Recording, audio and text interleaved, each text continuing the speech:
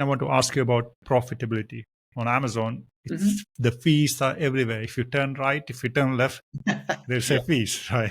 That's kind of very hard for Amazon sellers. They squeeze out every final bit of it from the margin. So in terms of TikTok, how does it look like? So the same picture? The model is exactly the same. So TikTok takes a commission. You can use fulfillment by TikTok, which is pretty much identical to fulfillment by Amazon.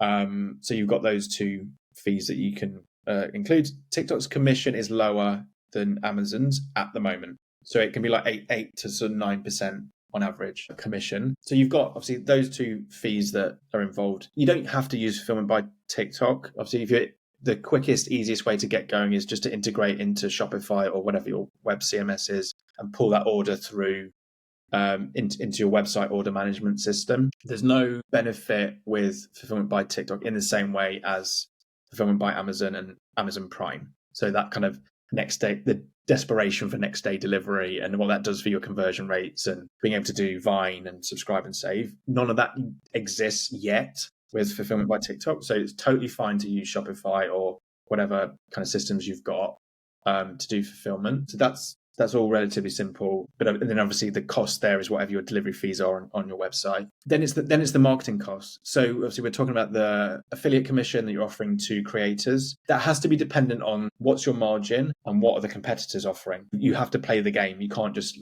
say I'm going to go in with 5% commission. That's just not going to get any cut through whatsoever.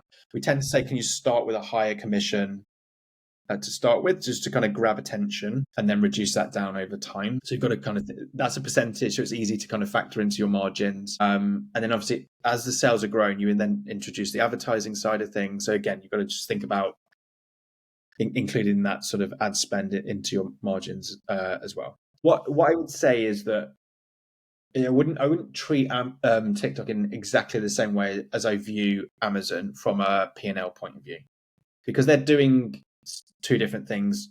TikTok Shop, yes, obviously you're selling product, and obviously Amazon, you're selling product. But TikTok is generating demand. A lot of that demand will go off to your website and to Amazon. So what you can actually find is your margin might be tighter on TikTok, but it's then improving your margin on Amazon, let's say, because people are coming through brand search, obviously a lower cost of acquisition within the Amazon space itself. It's actually improving your margin because you're not paying ridiculous CPCs on non-brand keywords.